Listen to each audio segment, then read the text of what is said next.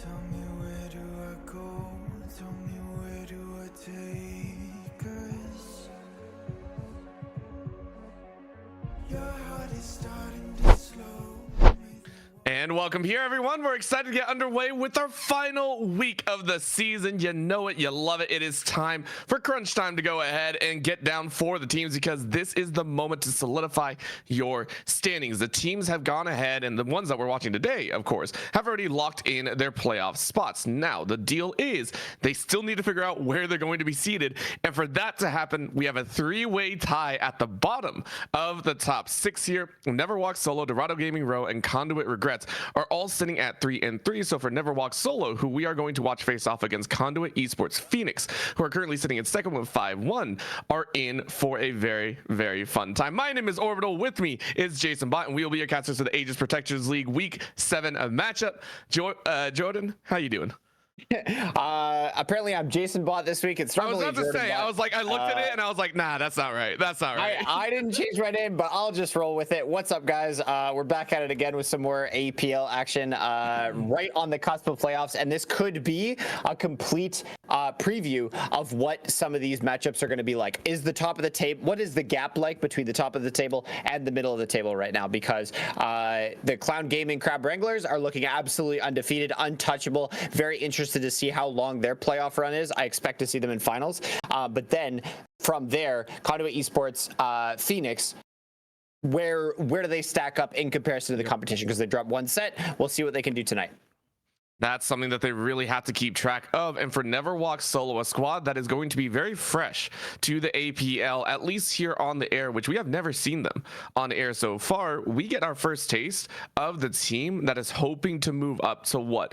Possibly third or higher in there. We are looking at 14-16-1 in the top lane. We are looking at Froggy in the jungle. We are looking at Defcon in the mid, and then Silix inside of that ADC wall, and then Witless at support.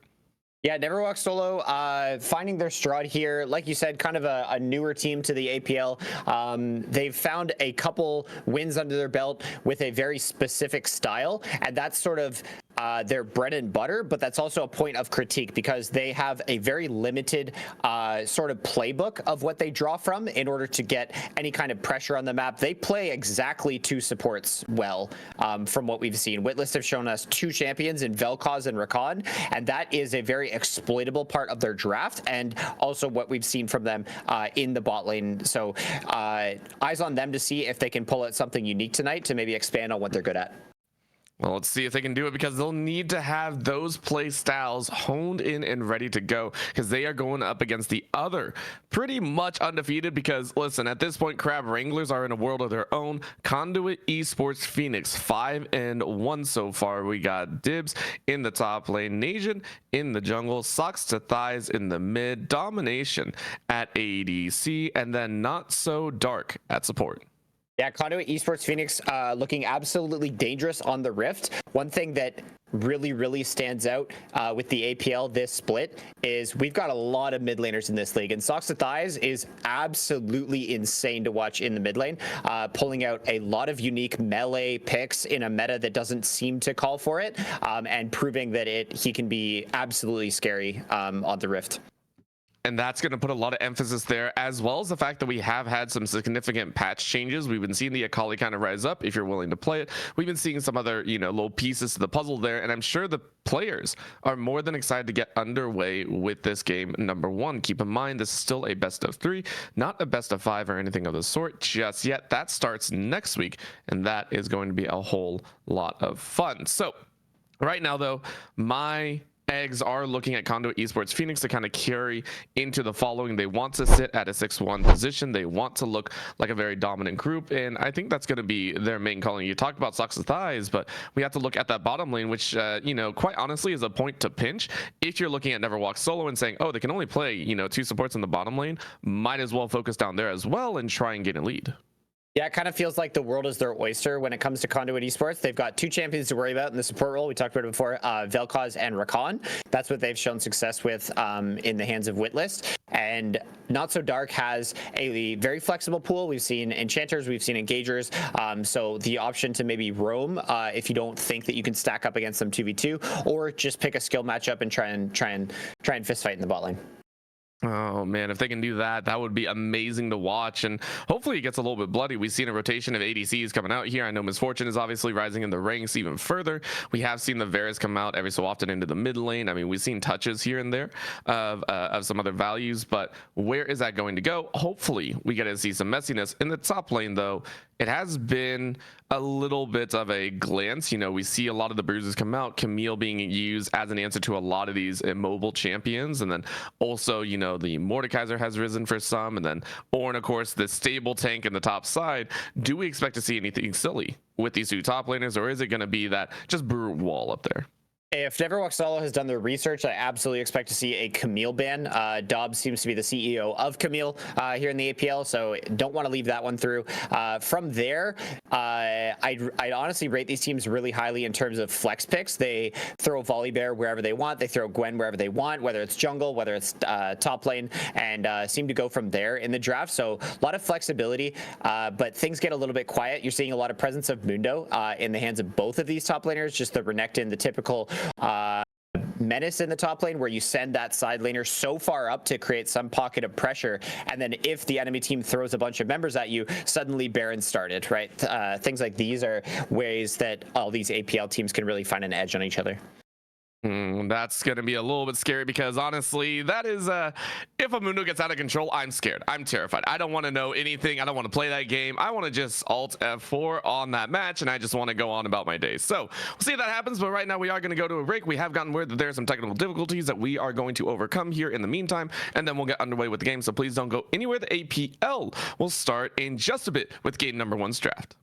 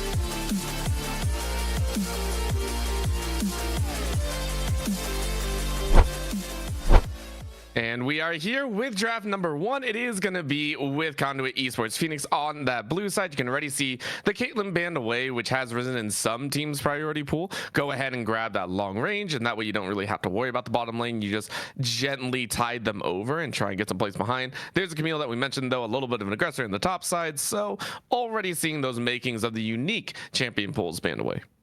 Yeah, as we're talking about the first 3 picks, we're always questions in the back of our minds. What are we going to do around bot lane? We're seeing Witlist already eat the Rakan ban, so that really limits him in terms of what he can still play. The Vel'Koz is still on the table, or has there been something that they've been working on? Because 2 champions is not going to cut it, especially if you're picking the Void Monster and the bird guy. You know what I mean? You know what I'm saying? There's a lot more that could be played, and I honestly don't think Leona's that hard of a champion to pick up. You just have to have that macro and that understanding. So we'll see if they can do that.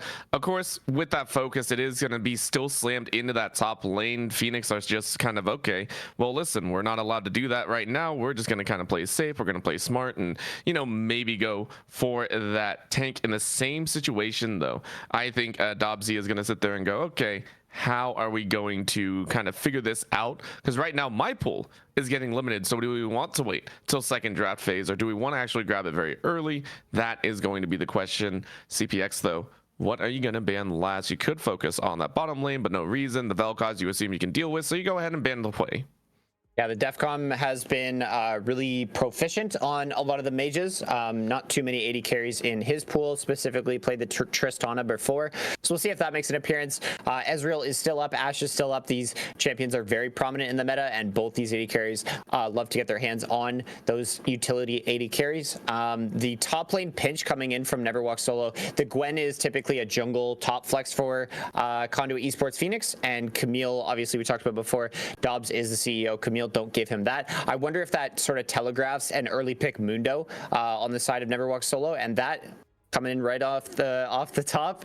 Nothing's changed in the patch. Nation is going to pick up that brand for himself.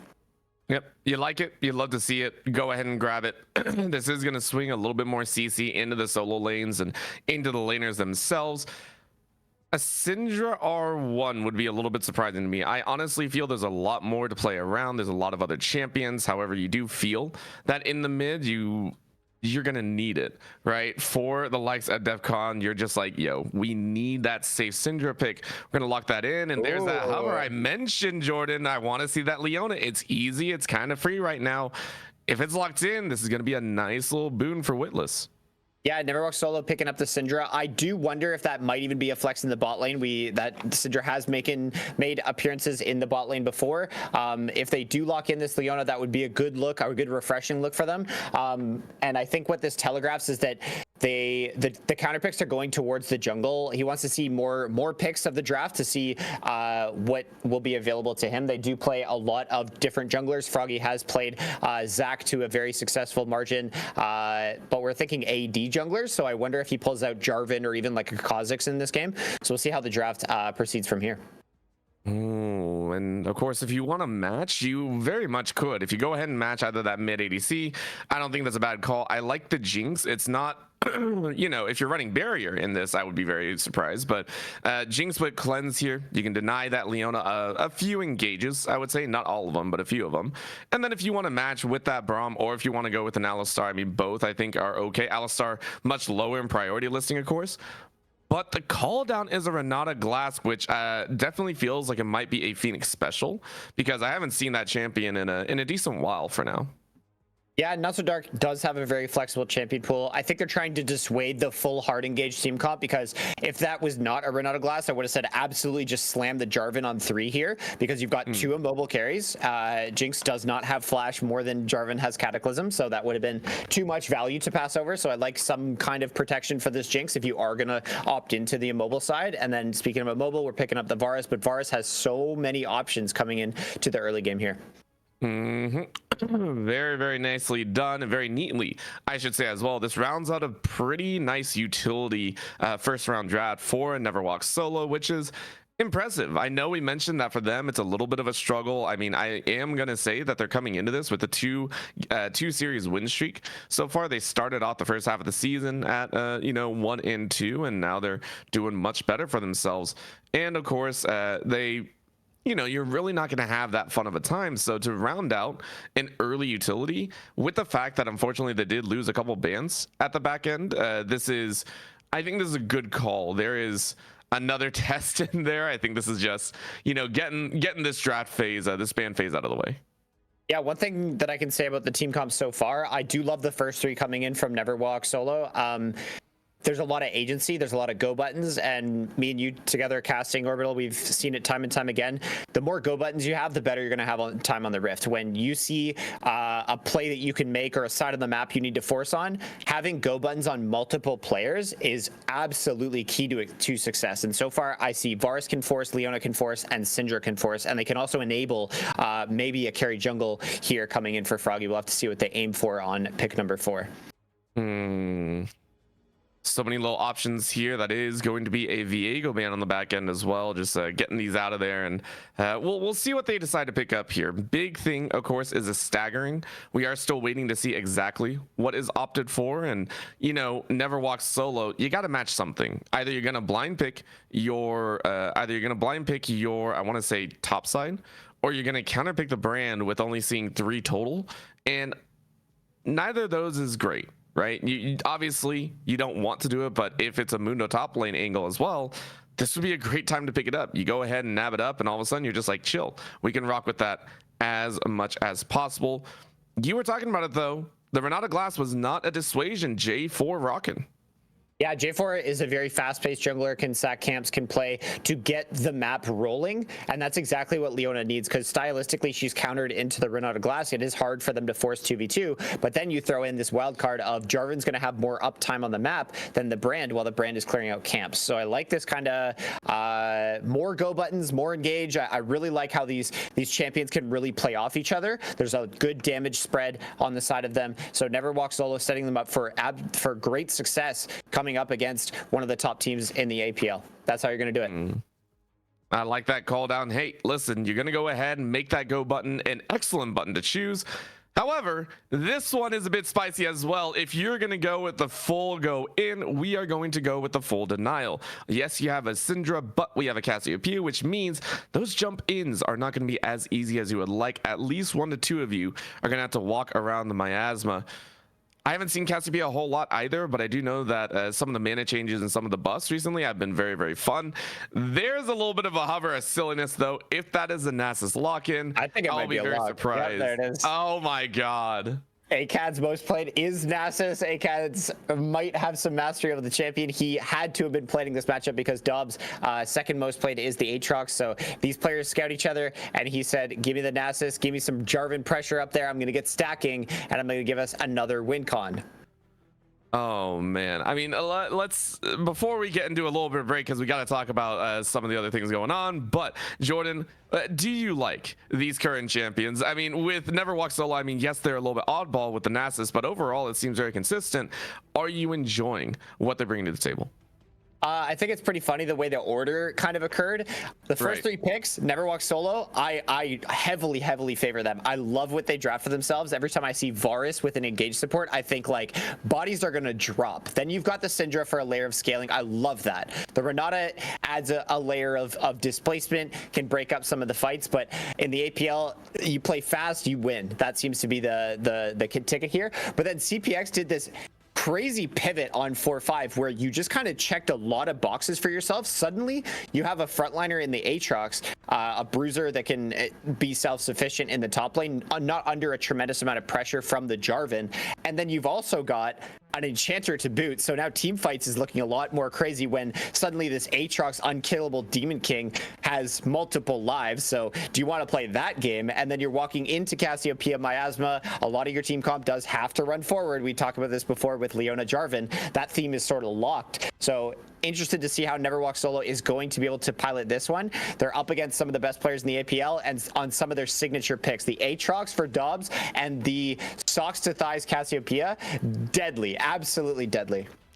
I think it's only going to be fun to see how this plays out, how game one is going to go. As you can see the picks going through, we do want to mention that there is a very fun upcoming event that is going to be played out between Aegis as well as Titan eSports. Both these squads have been fielding a lot of teams recently. Of course, you know, the ADL and APL and everything like that. So we thought it'd be a heck of a lot of fun to go ahead and place everyone against each other as well. There are going to be a number of show matches coming up between Titan eSports and Aegis eSports as well. Those dates will be listed on social medias. Go ahead and check that out. Please go ahead and go and support, you know, Aegis. We're sending some of our best across the multiple leagues. It's going to be a lot of fun. Remember, go ahead and check out the socials. Those will be posted and you'll get to see which teams are being sent as well as what dates they'll play out. Not just that, we also want to give a big shout out to ProComps, our sponsor here at Aegis eSports. And with that, we have a couple words that'll be set for them. So please go ahead, sit back, listen to them, and then we'll be back with game number one.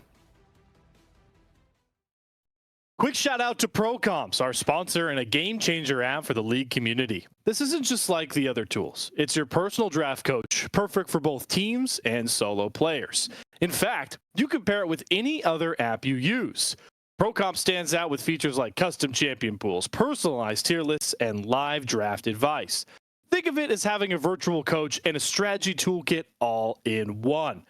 They offer real-time champion ban recommendations. They already have over 200,000 downloads and thousands of daily users just like you. ProComps is user-friendly and totally free. It is a no-brainer to at least give it a go. Download ProComps now and you'll experience a whole new level of drafting power in your league games. Go to procomps.gg, download it from Overwolf, or click the panel below on our stream.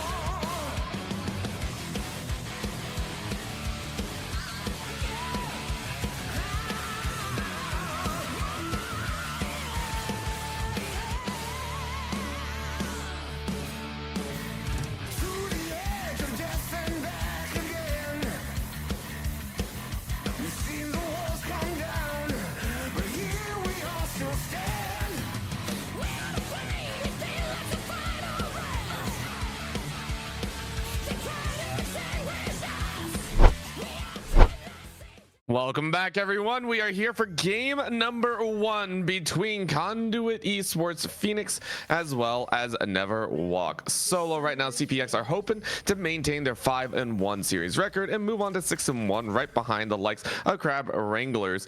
And that'll be an interesting one to watch for. Right now, though, it is going to be up against Neverwalk Solo, who are sitting at 3-3. And we're getting a little bit of an invade because we're not even going to talk about that weird kind of situation of 5-point lineup. This could get a little bit messy. Yeah, game number 1 starts at level 1, and CPX are up to no good here at level 1. A huge face check. Yeah, that hurts. That hurts. That timing could not have been worse, quite honestly. That could have been a sneaky getaway by the Nasus. However, it is not going to happen, and that'll be a Cads to go ahead and lose their life. Yeah, it's going to feel really bad. First blood going over to the Jinx. Going to get enough time to base for that extra longsword and health potion. Going to be a little stronger come the level 1 when the minions hit. And level 1 and 2 is when you expect the Jinx and Renata to take over in the lane. So CPX getting off to a great start.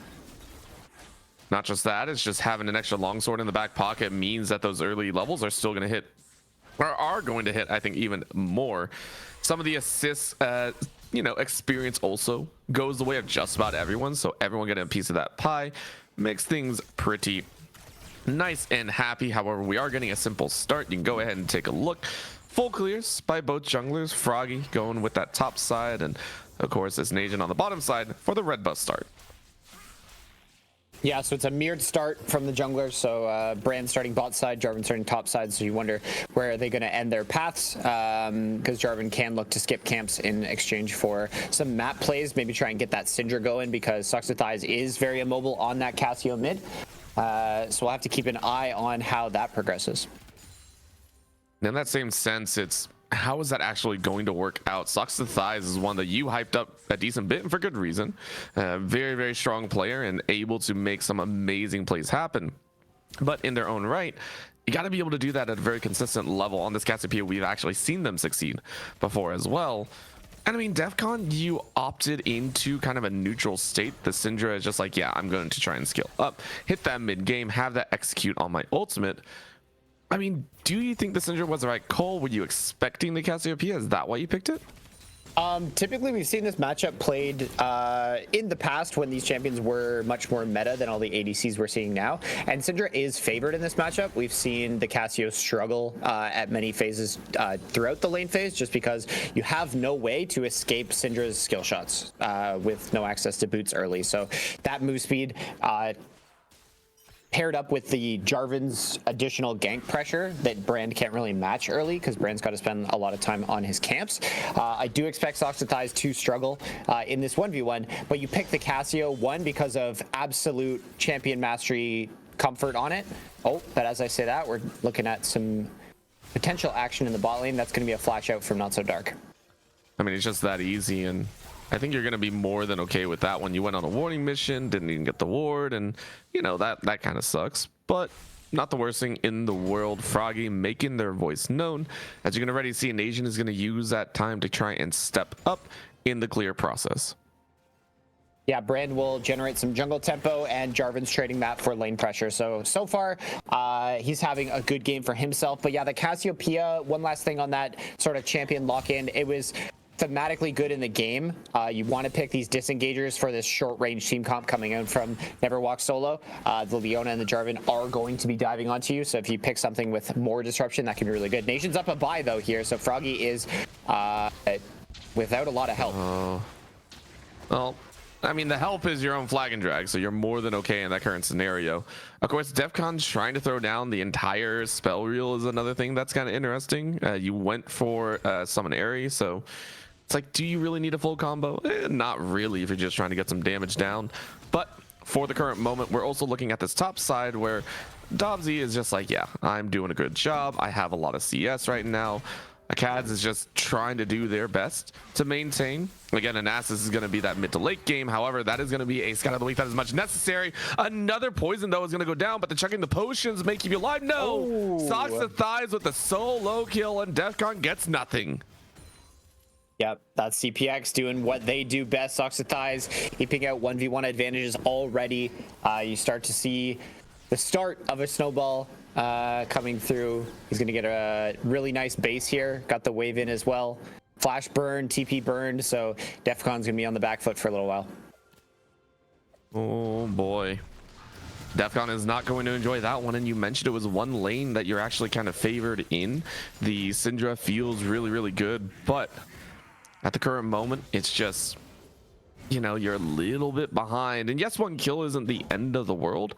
It's that 2 or 3 where you start losing out on how much you can actually play into the lane. That becomes a dangerous factor. Not just that, you can take a look.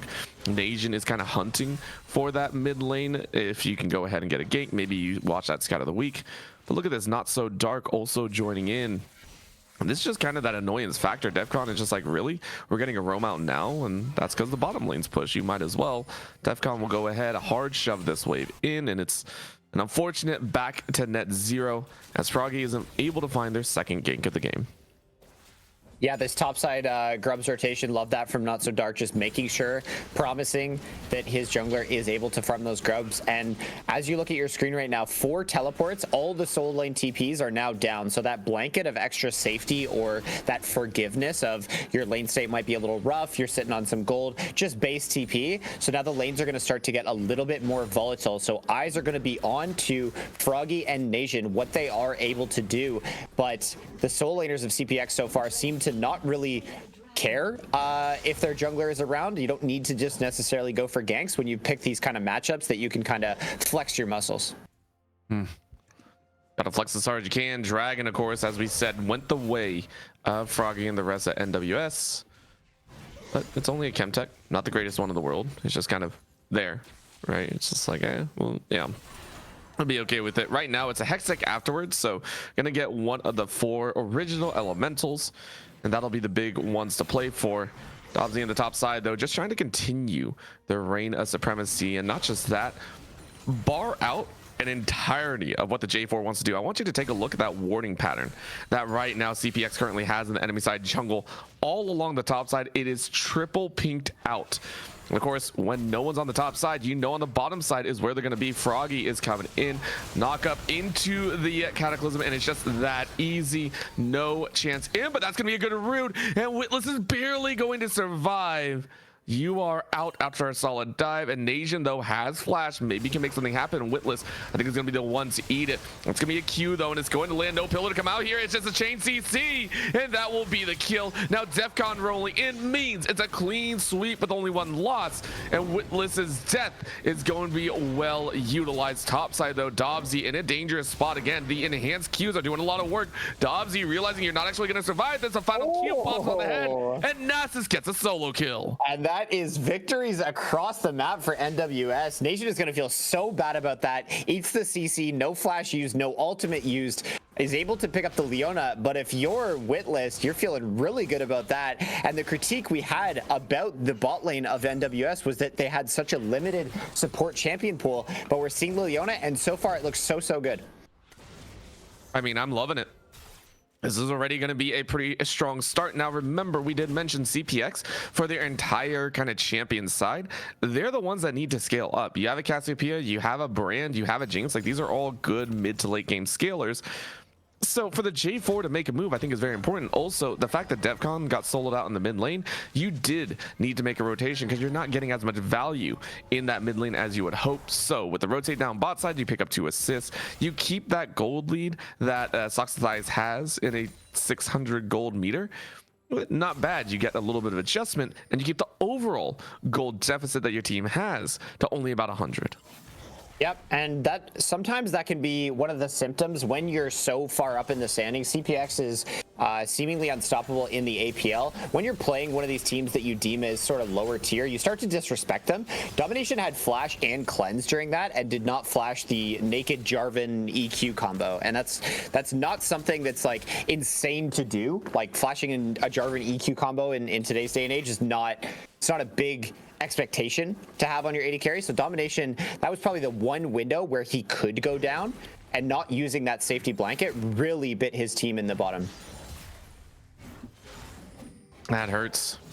And unfortunately, it might play into a little bit further. Now, keep in mind that exchange has only netted them a little bit extra, as the Cads is also going to break into that empowerment. However, an Asian is here to help out, and with this turn, it's more than enough. The final burn may take it, but a nice heal on the back end. You may burn it out, but no, you're still alive. Flash in by Nobzy to finish it off, but that's a lot expended on the top side. Well done, though. You're able to make something happen, and not only that, push a hefty wave under the tower. Nasus hate whenever that happens. Mid lane, of course, we're seeing those exchanges. That Socks the Thighs is kind of pissed off, but the tower down on the bottom side is going to be the big difference. Huge hostile takeover, maybe able to turn it, at least make it even, but no, Witless is still alive for a little bit longer, and Silix is going to try and bait things out around the jungle. Now we're seeing another one as Dobsy finds an extra. Froggy was on those grubs, and they will pay with their life. Cataclysmic fall of events leads everyone to scramble, bloodied and bruised, but it ends with 5 grubs going the way of CPX and a multitude of kills spread across the board. Yeah, but this game is still close. They're going punch for punch everywhere we see. NWS coming out ahead once again. Witless, I thought that was absolutely crazy to go for that kind of a dive under Jinx Renata's tower. There was no Renata reset that ended up coming through. The time that she bought was not enough, so domination will go down. We'll lose another wave for it. And then suddenly on your screen, Silix is very, very strong on this Varus. 1 item already completed. And then CPX on the top side striking back in a big, meaningful way, fist fighting at Grubs. And Dobbs, you see why he's so good at Aatrox. I am terrified for what comes next. These teams, as you mentioned, just getting very nitty-gritty with it, and just in time for this dragon as well. That's another big one to play for that so far Froggy has had a pretty good advantage over. The problem is, it doesn't look like that Acads is going to be joining in anytime soon. An Asian, of course, in the mid lane, looking to try and get a little bit spicy with it. But with the warding and the positioning, it seems that NWS are going to be there first. Go ahead and claim their mark over the second. And if they do, that'll at least even out the global ejected trade, which will help them kind of maintain some sort of leverage. Right now, they're still under 1,000 gold difference.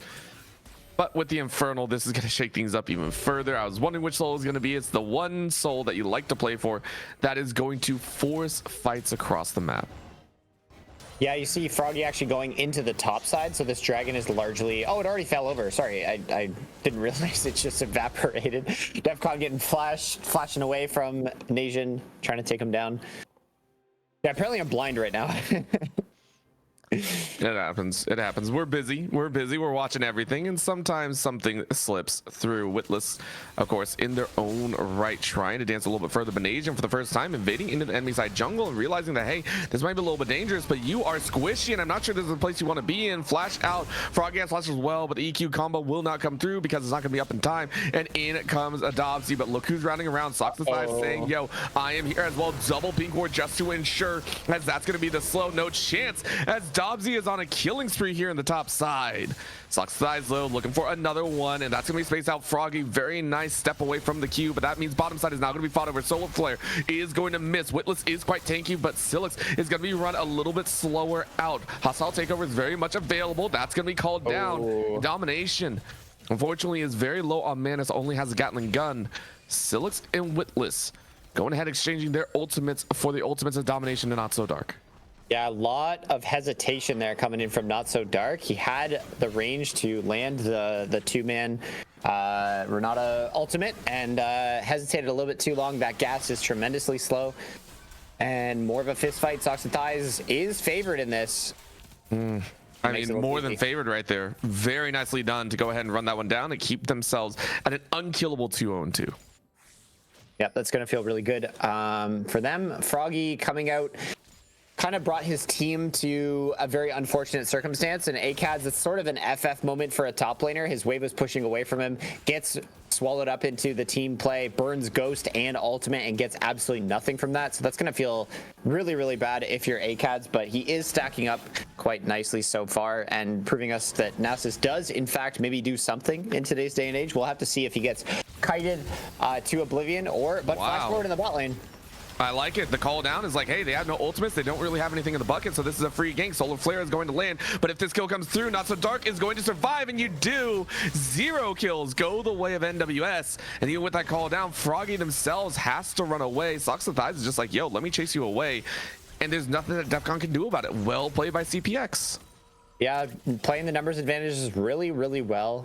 Good flash forward by Not So Dark. Probably realized this, that he hesitated a lot in the previous play and then adjusted. No flashes burn on the side of NWS, so they can still look to force on their opponents. Witlist is still having a decent game so far, and with the 3K gold lead, things are starting to roll for CPX, but it's not over yet.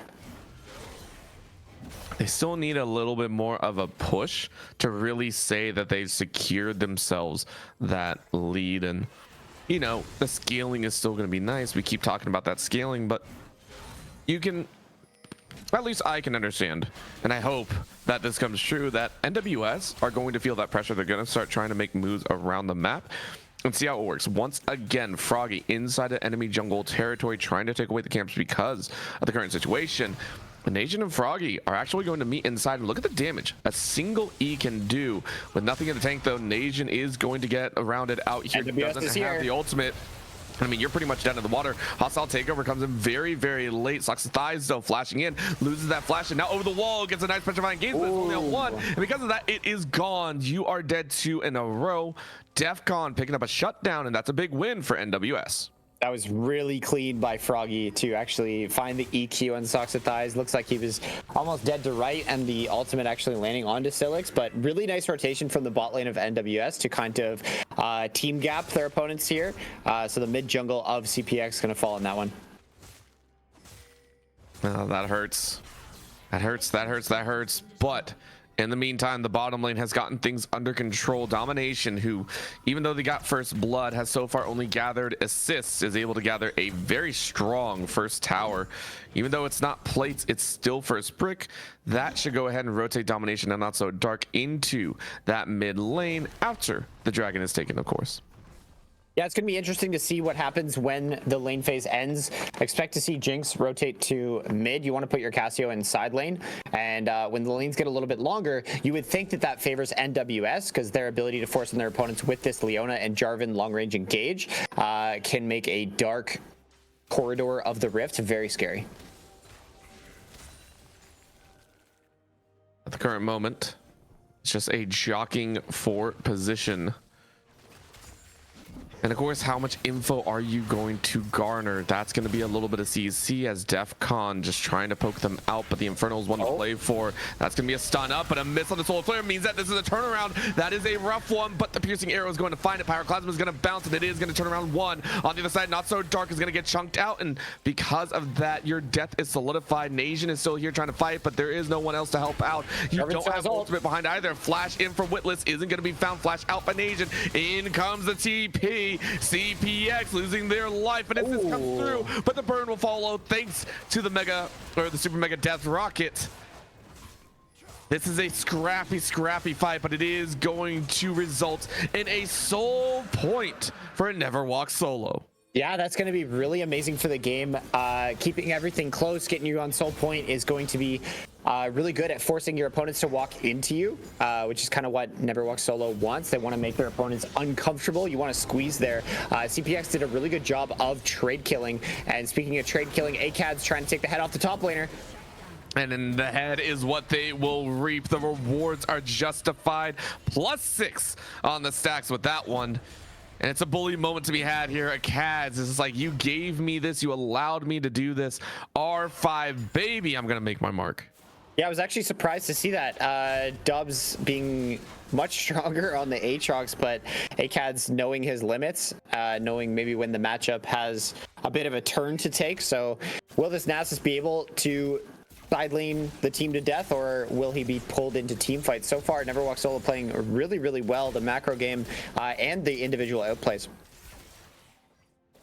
I think they're still going to feel a little bit worried here in these stages. Yes, Dragon will be up in about 4 minutes to play for, but you know, sometimes you gotta push a little bit more. That should be Merc Treads coming out for Froggy in the inventory. Mid lane, I think we're aiming towards, you know, maybe a Rabadon's if you want to get a bit cheeky with it, if you wish. Mid lane though, Domination for their own 1.5. Finish the Cole. This is going to be kind of nice to hold on to. How much are you actually going to get out of this mid lane? I mean, the other side tower, NWS, the mid lane tower is a little bit struggling, but time will only tell if all of that gold will be able to flow into their pockets. Yeah, I want to highlight again how important it is that ACADS is actually winning this matchup. It's going to feel so nice as Neverwalk solo to be able to walk where you want. You do have top lane priority. You have some good fighting power, and you don't have to rush your team fights. It can feel really, you can feel really pressured to find those miracle engages when you're on the opposite side, when the split pusher is sort of pressuring your towers. But ACADS winning in the top lane, and the team fights also going the way of Neverwalk solo. I think with that, it's just, you know, what do you want to play for next? That is the big question here. As ACADS is, you don't really have much to your pocket here, and you are going to have to get turned on. But this is the long range CC. Yeah, you're not walking by that one. You actually made yourself a pretty large target. Hostile takeover is going to be used, and they're going to try and turn. Silix is able to flash away, thankfully. But how much more are you going to get? Froggy finding an option. Domination is caught, and you are just dead. No cleanse out of that one. The go buttons for NWS are coming and being used so quickly, and they're finding results as they go. I love what Neverwalk solo is doing here in game number 1. A middle of the pack, lower tier playoff team in the APL taking down the big dogs in Conduit eSports Phoenix, making them absolutely sweat on the rift. This Varus Leona Jarvan combo has been doing so much work for them. Dobbs and Not So Dark are coming to try and give a little bit of a Baron contest TP usage, but there's nothing here. That was so late to go for as well. You thought you had some time, you thought you had the vision, and you had nothing. So not only do NWS gather so much, they have Baron to force for the next minute and a half, which will allow them to get their vision down. And then CPX are going to be blind whenever this Soul Dragon comes up. Yeah, Dragon's up in a minute here. Fresh Baron buff. If NWS push out the waves first, they might be looking at an early Infernal Soul, which would balloon this idea of the gold lead in terms of combat power. The Infernal Soul so good on something like a Syndra and the Varus, able to just abuse that proc on cooldown. Defcon needs to be a little bit careful, and NWS needs to get their ducks in order. You're not trying to control left side. You are trying to fight that dragon fight. You do have teleport on ACAD, so the posturing. Dobbs is already here, sacking that top lane tower. I think that's going to be something that, you know, CPX do have to be worried about. Of course, for right now, they're just like, okay, give it our best, try and find some kills. Witless, though, is able to eat the entire combo out of Nation and just be like, yeah, I'm chill. I'm not even worried. I don't even think NWS are going to be worried about this. ACADS is just still up there farming away. You're not even worried about Dobbsy coming in from the back end. Look at this. You're just going to take the tower, and Dobbsy has to run all the way back. This is not what you wanted to have happen. NWS are chilling right now. ACADS will have everything. This Fnatic Death Rush feels like it is a Hail Mary. It is an attempt to stay safe. Petrifying Gaze is able to work this time, though, and you're not able to run away because you didn't think you had to move. Chompers are able to deny Witless from going in, and that's going to be a nice stun behind. Hostile Takeover only able to find one flash into the wall means you are dead, and there's going to be a reset as well. Silix is going to get run down. Rockets are going to do a lot of work. Piercing Arrow not going to be up in time, but you are low. Topside, though, ACADS in a 1v1. We know Dobbsy doesn't really win this one, and because of that, the fight that needs to be won is important. But for CPX, another joint attack is going to be a big point. You got 3, lost 1, but you're about to lose an inhibitor tower as well. Yeah, CPX. ACAD's going to go for more. He might even be able to break the base on this one. That would feel really insane, but can't really withstand Socks and Thighs on the Casio. Will he go down here? No ghost. I mean, he gets a heal, and he has enough MR that he's actually not that worried. There's no flash on Socks and Thighs either, so yeah, you're chill. You're not worried at all. What you are going to be worried about is if you decide to stick around for the next wave. That's what you don't want to happen. So instead, you get out with your ill-gotten gains. You're going to go back and pick up a little extra for yourself at this point. Yeah, it's not. It's like miles off. Miles off. I was just looking at the cooldown. I wanted to see if it might have caught ACADS there. Is throwing it blind, so lower percentage on that one. The move speed coming out huge for ACADS. The force of nature paying dividends there. But here's another Varus ult. I mean, it's just going to be that good. However, the exhaust is going to come down enough, and it's a trade out that you actually like. Not So Dark, unfortunately, will fall That trade is not one that you actually enjoy. Domination able to come in and help out and make that a 1-for-1, but you lost your ADC on NWS. That can never feel good. Yeah, CPX going to be happy with that pickup, going to slow the game down just a little bit. NWS getting a little over eager. They're throwing a lot at their opponents right now. A lot of it's sticking, a lot of it's really good. However, that was not it, going for the support and sort of opening up Domination to just free DPS down Silix. With this being spotted, our big question now becomes, how does this mid to late game be played? At this point, ACAD's full control over that top side. I mean, we just watched what I would consider one of the most fed members in Socks to Thighs try and take him down when they only had about 25% HP and couldn't do it. Yep. Dobbsy, you're not solo lane in this. I'm sorry, you're up there to grab a little bit of farm. That's about it. Domination, miles off of being able to cut through the HP bar. I mean, you're going for an IE, right? Like the Kraken Slayer ain't gonna do that much either. So honestly, CPX, they're going to come to a point where ACADS is just like, yeah, I'm going to take 2 or 3 of you on, and you're not going to be able to do anything about it. Yeah, NWS really need to send ACADS on his merry way down bot lane. You want to play away from the objective of the spawning, which is in this case the Baron, and there's so many towers down there in that bottom lane that Nasus can easily pick up. So I'm a little bit confused what NWS is thinking here. Do they want to just ignore the Baron, maybe ward it up a little bit, and then just keep playing for that Dragon Soul, thinking that you can probably secure it? But ACAD's, his snowball that he's created in the top lane, he was absolutely rolling, and now it's going to slow down even more because getting that inhibitor isn't really going to change the game a whole lot compared to getting these towers. But DEFCON going to pressure the towers anyways there with Froggy, but the bot lane of NWS need to be careful here. It's a little bit of a catch, but Witless is still very, very tanky. However, this tower dive could be the turnaround. It is quite low. The tower goes and falls, and Domination's like, yo, you stuck around a little bit too long. Silas is also going to eat a lot of damage, but here's the other side. You can't do that too much. Baron will be up in about 30 seconds, and this could be that big opportunity to swing back. CPX going to clear out some wards. Witless is so lucky that he spawns on the Baron spawn timer because Silix ate a couple crits there from the Jinx and was chunked out as well. So if Baron was up right now, you know CPX is getting that Baron, but they've actually elected to go for a death brush. Will Silix actually face check? Yes, you will. What a disaster. CPX, you're chilling. DEFCON is on the wrong side of the map right now. I say that with all of my heart because you are dead. Even the Cataclysm ain't gonna save you. A face frontal fall out. That is going to be Socks to the Thighs crushing, and like dominoes, everyone will fall, even the Nasus. One by one, you are destroyed. And Witless, I don't think you want to be here. You're tagged down by the Rylai's. But my God, could disaster not have struck at the worst possible timing? CPX are going to turn for the Baron. And that's going to be Baron number 1 secured by CPX, bar from a miracle Leona Zenith blade. NWS was just easily super caught off balance right there. They made the cross map play down bottom for that tower. They played overextended and disrespectful mid lane, got caught for it. And then when they played to retake space in their topside jungle, weren't willing to see if there are champions in there, are we fighting? And just kind of funnel in one by one and all get taken out. You hate to see it. Pause comes through, but we can talk more about that team fight. I think we can. I mean, it wasn't really a team fight, I would say. CPX, they'd grouped up before in the bottom side for that first dragon that they got. They'd done it before. They'd said, okay, let's go ahead and keep ourselves safe. And they did. And they won out one.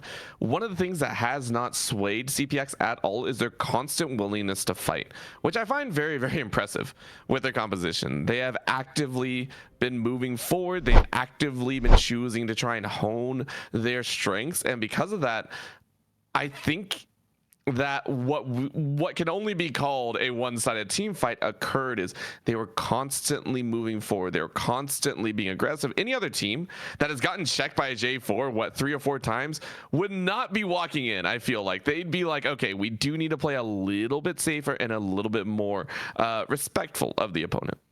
I really like the way CPX played that. They said, we're all 5, and even if we're in enemy territory, even if there are 4 people around us, they don't know exactly where we are. So they played the vision game really well, and NWS kind of delivered 5 individual picks. That wasn't a team fight. I like that you said that was not a team fight. That was 5 individual picks that CPX just kind of found. The first one was hard fought. Good job. You got the Varus face check you. The second one, who was it in the mid lane? Oh, Defcon. Defcon flanks behind from the mid lane and lands a big stun. Oh, it looks really great. Oh, I'm dead. And then Froggy comes flying in on the Jarvan. It's like, guys, you have the tools. You can win a fight. You're not fighting fair at that point. You're fighting CPX's fight. Your AD carries 100-0 off the back of Witlist also is on spawn timer. So you can't do anything here. So we come back to live. Dragon is up in 13 seconds, and it does look like CPX are going to try and continue to disrupt this soul stack coming in from NWS.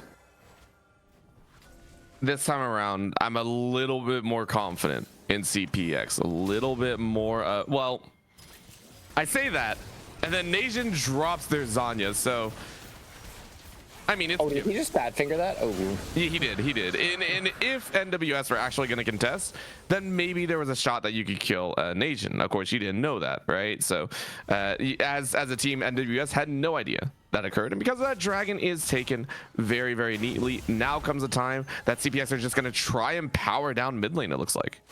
Yeah, Silix is coming off base, fresh item completed, but 5 members of CPX are barreling down mid saying this is your base and we are taking it right now, knocking on the front door. So what will NWS do? Are they going to be able to find a flank engage, something that makes CPX sweat, or are they just going to try and let the dust settle and wait till the members kind of split off? Good clear. That's going to be a nice little hold, but this tower is going to take so much damage so quickly. Remember, those 5 grabs that were on Leon is really, really good, but Dobsy has to flash away. Najan's stepped up a little bit too far. In goes the Pyro Closet to bounce off multiple. Still going to be drawn out. Froggy goes in, but the hostile takeover is not what they want. It catches 4! It catches 4! When even your teammates are the enemy, it's a dangerous spot to be in. A final zap will take it to make it an ace, and that'll be CPX to destroy NWS. Team fight domination. Dobbs brought down to 1 HP. He's full HP right now. And Not So Dark just told you why teams should be picking Renata Glask. This team fighting prowess disengaged champion just hit a 4-man ulti in the face directly in mid lane. Neverwalk Solo just lost game 1 in the blink of an eye. They were doing well until they didn't, and we can't even say it was the comp. One of the things that we mentioned is CPX's ability to always face forward, make the right plays as a team. And then you look at Neverwalk Solo, well, they didn't take their name seriously. The reason that they lost, and you can see it there, nasty gold lead, 2.5, 3, I think at one point. And yet it all went away in a moment because what did they do? They walked solo. They absolutely walked solo going against their team philosophy, team name. They fumbled the macro game a little bit. I was really puzzled when ACADS didn't go bot lane for those bot lane towers. I was also really puzzled when ACADS didn't elect to play for the Dragon Soul team fight. I do believe 5v5 is winnable when they were in a firm lead in terms of gold. So I'm puzzled. But Neverwalk Solo did come out with a lot of really good team coordinated plays to get the ball rolling. So they have to build off of that momentum, maybe tweak 1 or 2 things, but I loved their draft. I thought they executed on it really well. They just kind of threw in the mid game. And that one hurts. Neverwalk Solo gonna have to go back to the drawing board, or at least the macro board for the time being, because CPX are looking dang good. The Phoenix doesn't have to die to be reborn as a monster. We'll go ahead, go to a quick break, get ready for game number 2, and see if CPX can take it in a 2-0 series, or if we're gonna be pushed to a game 3. Please don't go anywhere. The APL will be right back. So what is to be left for us? My people look on and say, don't fear what you don't know, 'cause we're far from certain fate. Don't make our final stand, lost in the dark. We've come so far, another step to rid the pain. Go and be counted till you're lost in, 'cause only nightmares break their flames.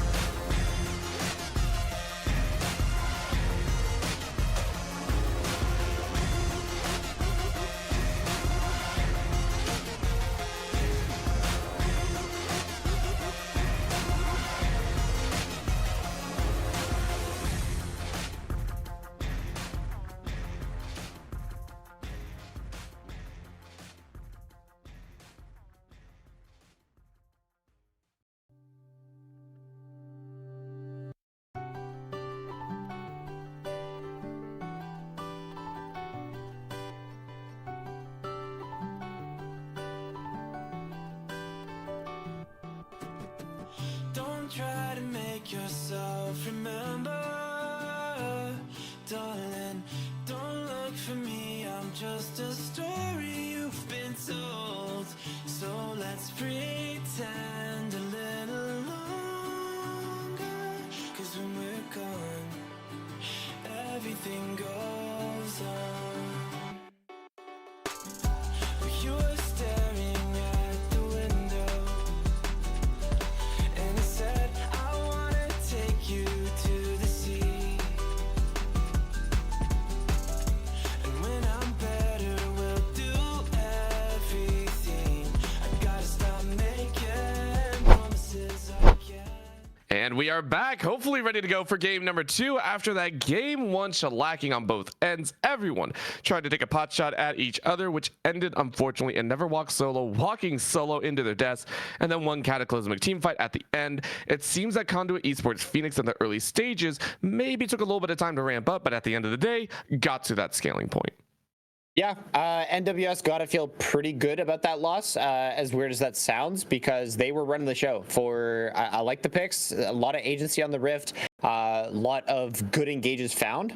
Then it just kind of showed through. CPX came forward with the better decision making come mid to late game when the pressure rises, the elastic band effect of one of your mistakes. Like one mistake can essentially end a game the later the game goes. So NWS made that mistake. CPX found that mistake and showed through why they are sort of one of the top tier teams here in the APL. But we got a whole new game. NWS got to take 2 games off of CPX, and then it's going to start right now. All right, well, let's see if they can do it. Right now, we are going to take a little bit of slow roll, and NWS on that blue side immediately say, yeah, that mid lane was a problem. The Cassiopeia, I mean, you had to feel it was coming, especially with that Syndra pickup. Yeah, you're not going to let that one through. Still going with that Camille hover. I think this is going to be just a little bit of a rough one. Double ADC ban, though. CPX really targeting that bot side, which I actually really like. If you know which supports are coming out here, which obviously now you're like, okay, maybe there's another support in the mix. You go ahead and ban away high priority ADCs and just go for what's left over. Yeah, NWS showing that they can play more support archetypes in the bottom lane, so that was really good to see by them. So CPX showing respect where respect is due, and NWS trying to pinch some of the franchise players. The CEO of Camille and that Cassiopeia was damn scary. Mm-hmm. I like the fact that you put it out that way. It's just like, yeah, we gotta kind of deal with that one. But for right now, they're gonna chill out a little bit and wait and see. This is the big talking point, I guess. Yeah, there's the way. This one we kind of mentioned. NWS last time, they went ahead and grabbed that Syndra, and it was obviously seen as a misnomer. CPX are just like, we don't care, but they're going to go for the Jhin. This is going to leave open a couple options. Ezreal is still very playable. I think not great, but still playable. Ashe, a little bit shorter range. Can we get punished by Jhin, but has that CC ability. And then, of course, the Misfortune as well if you want to go long range for long range. Yeah, NWS grabbing up the Jhin, saying that there's only so much that CPX can play, and Jhin covers a lot of those sort of archetypes. It also enables Vel'Koz, so we'll see if NWS do find that sort of angle. CPX is going to build on what they did there in game number 1 and grab up the brand for themselves. I think that's a good call. Of course, on the other side, you have to expect that a J4 is coming out here. So for CPX, I'd actually like to see a little bit more emphasis put into that top lane, that control over the top lane, and that affords the brand a little bit more time. Yes, CPX were primarily in the forefront, but we have seen already what can be a punish factor. Froggy actually had a pretty nice stand in the early game, very aggressive. And wow. Okay, the APL flex picks, let's go. All right, well, that's one way to deal with the J4. That's a Socks to Thighs brand special, most likely, but they honestly can play at support as well. So we'll have to see where the draft develops. Love the Jarvan, because I was going to say, if you're going to grab something that's not Ezreal, you're just incentivizing Jarvan for the side of NWS. So they said, Froggy, you did a really great job on the Jarvan. So good, we're just going to take it from you. Now the Vel'Koz comes out here. This is that spicy one. The long range damage is actually going to be one to contest with, and I mean, this is going to invite jump-ins, though. This is going to invite, I think, an assassin pick and everything of the like out of CPX. So NWS have to know this. We need a Poppy. I want to see a Poppy come out here. I'm not going to lie. That would make me very happy in the top lane. I know the Nasus did really well. Let's be honest, ACADS held onto a pretty strong lead. Let's No way. go. No Send it. way. Yes. Okay, Froggy wants to take the series into his own hands, says bot lane, do what you're best at. Self-sufficient utility picks. Because now Witless is not on that roaming, aggressing support. He's really good at Vel'Koz, but how does that function in today's day and age? You're another target for a Jarvan. So I love this Kha'Zix pickup. You've got another carry in case, because what Jarvan's really good as a team fighter is to go -1. He says, I'm taking you out of the fight. Kha'Zix is not susceptible to that, and if Vel'Koz drops in a fight or Jhin drops in a fight, the team fight for NWS is not insta loss. So I do like that. Oh, the brand Nami, that might be a bot lane. This might be crazy what we're about to see from CPX. Fire and water, the oldest combo to never enjoy each other's presence, may find a time in the bot lane, but I like this call down. You banned the Nasus. It was a pain in the butt last time, quite honestly, and the fact that ACADS wasn't allowed to run over the game, I think that was the difference between Merc Treads and Steel Caps, by the way. I think Merc Treads would have enabled a lot there, but it's not going to be played this time around. Aatrox hovered. I don't know if you want to ban it away. I think there was some smart play, but I think it's more respect factors. So if the Aatrox is banned, not going to be locked in on the top side at all. We're going to get a fresh set of duelists. Yeah, we're gonna have to see what the R5 is going to. You know, it's going to top lane, but that brand Nami, you are very outranged. Jhin and Vel'Koz are some of the longest range bot laners you can pick in the game. I do expect brand Nami to be in the bot lane. They might throw some even extra cheese at us and do another pivot. A lot of team fight, a lot of damage, but that laning gets a little bit tricky. Not just that, the mid lane is also going to be seeing a different side of things. You go ahead and take a look. The Syndra is gone, and I mean, that was almost a response in the Cassiopeia all the way ago. This is going to lead me to CPX giving Socks of Thighs a massive counter pick here. I'm expecting Socks of Thighs to just be like, I'll do whatever I want to. We are going to see a top lane blind pick once again, which, you know, did it work out last time? Not really. But there's the Gwen still targeted at the duelist. All right. Take away the big scary ones. Yeah, is this going to be a Mundo Volibear Renekton type look for Dobbs here in the top lane blind pick? Because I do like the look that you highlighted of giving Socks to Thighs counter, because this might even be an Irelia game. You don't totally know until you see your mid lane matchup, and Socks to Thighs run over entire games finding the right Diana and Irelia spots. So we'll have to see how this develops, or do they just grab something up? Oh, it's an Irelia game. Okay, it is an Irelia game already based on the first three. That's super hype. I was wondering if we were going to see that, because 3 squishies and you're sort of the tankier, bruisery one on the Irelia here. That could be super spicy and changes some of the jungle dynamics too, because the map is getting smaller for this Kha'Zix to actually operate in. Please just bring out like the Malphite mid. Screw everything else. Just play a Malphite mid and be like, I hate life and I hate you even more. That's what I'm going to do here. Renekton, of course, blind pick into the top side, unless this is somehow a flex up towards the top side as well. I don't think so. There's a little bit of range. This is an understood factor. Azir did get a buff recently. I believe it was an extra buff on the armor or base health, and then the base health gain as well was all kind of given a little bit of a touch up. So a little bit more essentially survivability with the Azir lane. Now, is that going to be enough to overwhelm in Irelia? I don't think so, but you have the safety post level 6.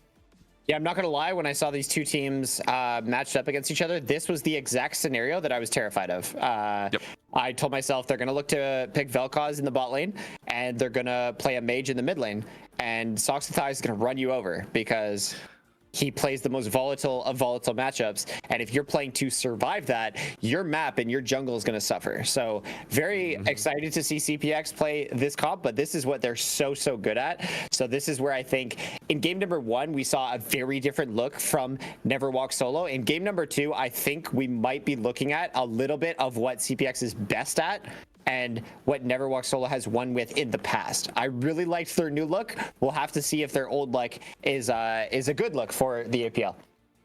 And we got to take a look at that top lane now, because these are two vastly different champions, and honestly all of NWS, but let's start in the top lane. Top lane last time, heavily in favor of ACADS. ACADS was walking over Dobbsy. We have to be honest about that one. Late game was not so much Dobbsy doing well. It's the rest of the team coming in, CPX helping out. Do you think the Volibear is going to have a better time against the Renekton? Do you think this is the right answer for Dobbsy in the top side?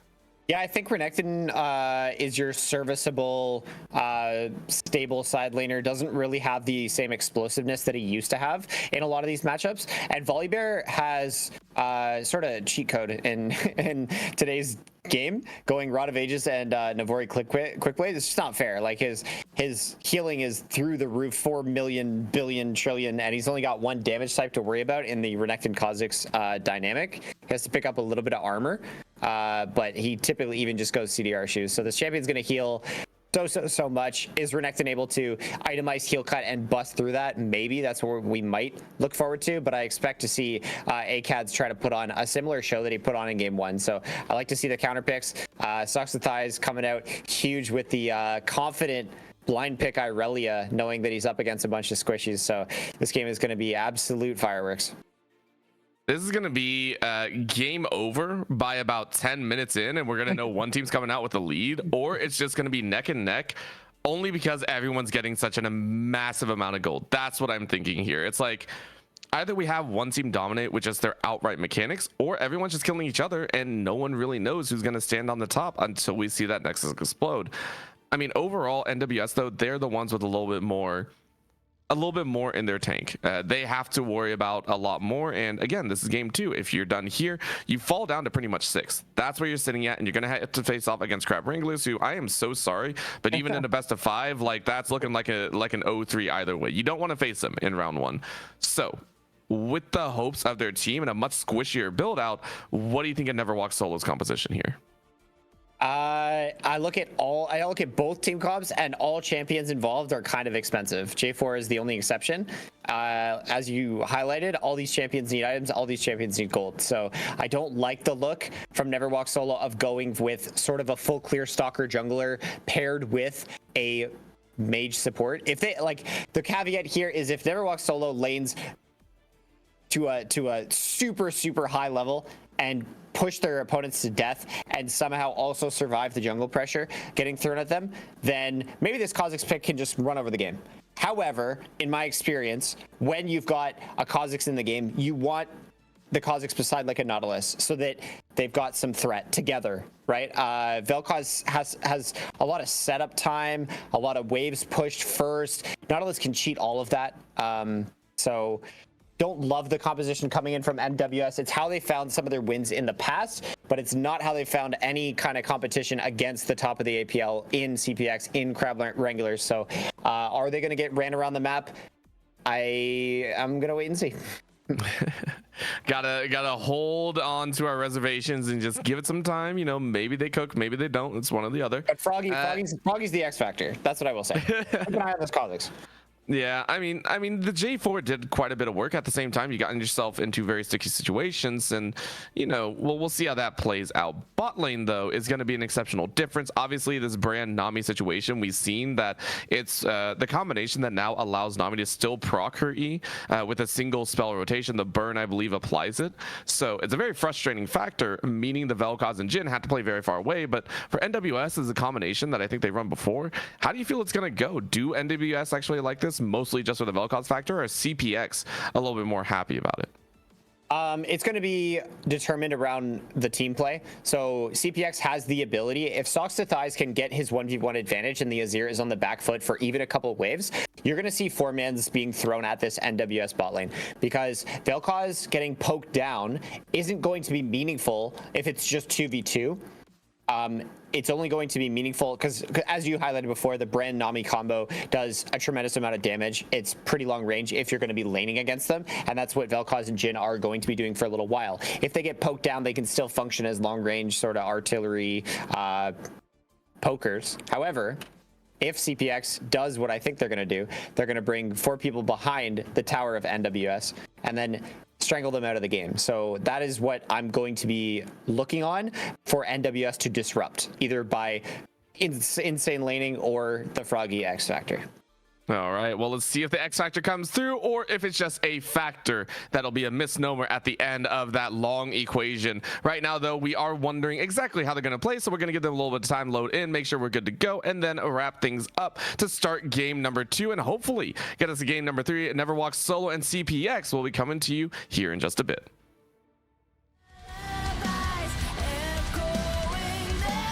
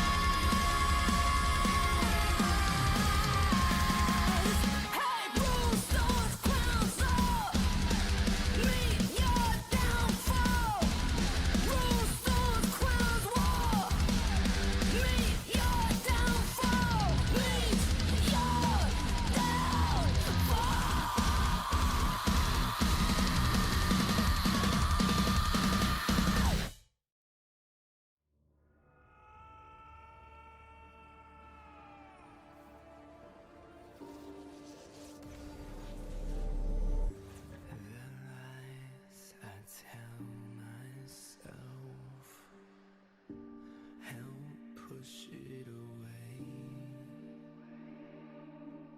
Intense chase and whispers before they all just fade.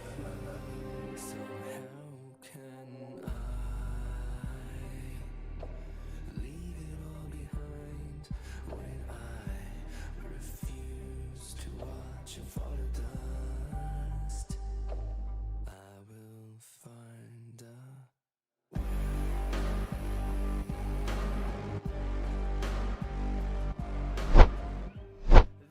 And we are back and ready to go for game number 2. And even the Volibear is, you saw the elongated legs, the entrance of the Sky, the Lightning King himself. Will be an interesting one to watch for. We go ahead and get onto the Rift. And CPX are looking with a little bit unorthodox style. You already see that brand on the bot side, but no invade to come out this time. No one wants to get too messy with it. You go ahead and just play smart, play safe, and go ahead and have a nice early game. Yeah, CPX found first blood in the previous game due to ideally some scouting or maybe just some educated guesses going off of the Ghost Summoner spell. But you see Froggy and ACADS actually grouping up for some potential wards or just a counter play here. Defcon playing in their face a little bit. We'll have to see if any of these guys are going to get saucy. Here we go. Oh, wow. Nation, of course, eating the first chunk, but that's going to be a slap down. And honestly, these are not good level 1 champions. You look down the line of CPX, you don't get a whole lot. So for Defcon, Froggy, ACADS, and everyone, they're pretty happy about that. Not only that, Defcon got a stack of Grasp of the Undying, which you will always take and be very happy about. Yeah, the Grasp is here just playing to survive the onslaught of pressure that Soxathize is on this Irelia. When we saw Soxathize opt into any Irelia matchup, he absolutely took over the game. Looks like he was just 1v9, so we'll have to see if he's able to create some of that magic here once again. And we're looking at a mirrored start, similar to game number 1. Jarvan starting top side, Kha'Zix starting bot side. I mean, that's going to be, you know, pretty much the standard. Really, we're just looking at who gets lane dominance. And a big part is I do want to see Defcon have a bit better time in this mid lane in the early stages of the, I think it was the Cassiopeia and the Syndra. You got bullied out of lane pretty dang quickly. This time around, you're having kind of the same issue here. Already down to about 50%, but Soxathize also doing the same. I mean, this is what the Irelia wants to do. You want to duke out early, force the Azir into a dangerous spot. Bot side, though, we're seeing a level 2 hit pretty dang quickly. Domination and Not So Dark not allowed to really play this game. Stepping up as well, so Not So Dark doesn't get knocked up. Overall, though, good damage, and everyone just trying to kind of get their way with this game. Yeah, the question that I'm wondering in NWS, is this look better for them, or should we stick to continuously learning how to play the comp games on Leona? Because they've won with Vel'Koz in the past. Is the Vel'Koz payoff sort of the, not the one-trick tax or whatever, is the Vel'Koz so proficient that it outweighs the benefit of one of the meta champions such as like a Leona that they looked pretty good on in game number 1? Oh, here comes Nation actually for a bit of a gank to try and disrupt some of the action NWS is trying to make down here.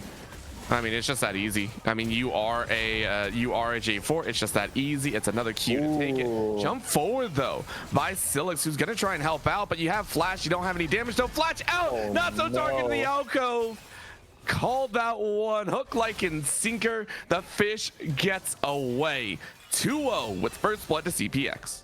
Not to get ahead of ourselves, but that's kind of what we were wondering, is the Vel'Koz so much better? And what you just saw right there is mechanical prowess on the side of CPX, denying any sort of trade kill option and getting 2 kills on the board. 1 in the hands of the brand, which is exactly what you want, and then Nation coming off with a decent start. Kha'Zix benefiting pretty hard, gonna get double scuttle here as well. So Froggy getting a lead in the jungle, but that's exactly the game you're playing if you're Nation on this Jarvan. So far, just giving your team the best start that they could possibly ask for. And I actually really like this because last time Froggy basically lived in the enemy side jungle, but the ganks themselves were a little bit lackluster at a lot of the points. So I am enjoying the fact that Nation gets a really good gank off. You already know that Froggy loves to live in enemy side jungle. This time with a bit more understanding, you're playing with that you're playing with that Kha'Zix, so you do want to live in the enemy side jungle. You go ahead, clear out your camps. You're staying a little bit further behind, but not the worst in the world. And your laners, if you so wish, CPX could actually try and collapse on this if they can. Yeah, Froggy's got to get his self to base because all that gold is sitting in his pocket right now. If he takes the extra Krug camp, that's going to put his tempo off ever so slightly, but I imagine he's playing for the grub spawn, so surrendering the first dragon to the Jarvan team once again. And NWS are going to try to establish push, sort of this pattern that we're going to see over and over again with the Vel'Koz. It's going to be up to Nation to keep disrupting this and providing some kind of pressure for his laners to try and find that all-in that they found earlier. Well, let's see how this goes, because mid lane we're getting a little bit of a catch. If that wasn't under tower, I think that was a very, very dead Defcon. Flash out. Might as well be up in that area. And this is the disaster part right now. Socks and Thighs will consistently get leads in the mid lane. You can't do it like you would traditionally. It's a scary, scary point here. So for right now, Socks and Thighs just keeping themselves up in the lead. 20 CS up in this mid lane matchup. A wild, wild start for themselves. That's exactly what we see every time he picks this champion. So eyes on the junglers. Is Froggy able to disrupt the Socks to Thighs pressure, and is Nation able to disrupt the Silix and Witless pressure? But going on in the top lane, speaking of pressure. Oh, wow, a flash forward, but you didn't get the shield off, and because of that, you're actually in danger here. Dobsy, once again, losing out on the top lane trade, but this time of their own making. Yeah, up in CS, down a kill and kind of erasing the early game lead. ACADS is laning phenomenally tonight. A very strong point for NWS so far on the map. Really positive seeing that kind of a look from the top laner right on the cusp of playoffs. But Socks and Thighs, this mid lane stresses me out every time the camera comes here. I think all of us are just like, we know Socks and Thighs is going to make something happen. It's just, when will you make it happen? That's really our big question. Right now for Socks and Thighs, though, you gone ahead, recalled a little bit earlier to maintain your advantage. You went back, you picked up, I think it was a little extra with the long sword and the refillables. You knew this was going to kind of happen. Of course, that does mean you're kind of stuck in this scenario where you're going to be on low HP and a low mana point. So Defcon's also playing that range game pretty dang well. Infernal Dragon has been up though for quite a bit of time. Not only that, the Grubs have as well. So neither jungler really opting to move to them pretty quickly. Yeah, another question on anyone viewing's mind is the brand Nami sort of cheese bot lane. Is the payoff there, or is CPX just kind of cooking with one too many flex picks? Because the play pattern that you normally see is the brand will W the minion wave, take the Nami E, and then press the brand E on the minion wave, and it spreads to the champions. Kind of what you just saw now, but this Jhin is basically full HP, and there's still potions to boot. So the brand Nami hasn't really achieved anything meaningful, despite being up that buy of the Theda's Ashes from the positive play early. Oh, man. Nation, of course, jumping in here, thought they were going to get some help, but it's the level 6 versus the level 5. Flash in to help out. A miss on the Vanguard's edge, though, is going to leave their death wanting. Not so dark, has to run away, and all of a sudden, NWS feeling a little bit better. Socks and Thighs, though, looking for a couple auto attacks. If you can get them, you are golden. A chance to counter, though, as Witless is stuck inside of the Dragon Pit, and this is a dangerous spot to be in. Another stun going to miss. Silix is just going to slap them down. Force shot ain't going to do anything. Still, though, Nation lost their life in a difficult battle. Yeah, great skirmish there. As we talked about, Froggy is going to be the X factor in this draft and in this team. NWS is losing control of the bot lane. Silix collecting another death for himself, and the jungle edge is starting to lean the way of NWS. So power on both sides, a 1k gold lead at the moment in the favor of CPX. But Froggy is going to feel pretty good about getting their ball rolling a little bit topside, and ACAD's finding another solo kill up there is going to feel pretty good if you're NWS, because you've got a lot of utility on the bottom side of the map. Well, you also got to have a little bit more space, because you're taking a look at that gold difference. It is starting to become, Socks to Thighs being nasty with it. Of course, with that dive into the tower, you are shoved that you were expecting. But again, that gold lead, that 1,000 is already in their bucket. And yes, it came one from a kill, but a lot of that still feels like a CS differential coming as well for Socks and Thighs. Yep, terrifying to lane against a proficient Irelia player. He's playing the Survive matchup right now. down in CS, down in pressure, but Froggy is still finding his way around the map, sort of slinking his way around a very scary mid lane situation, a very scary bot lane situation, and able to find that kill onto Nation was very, very good. And let's see what else they can do here.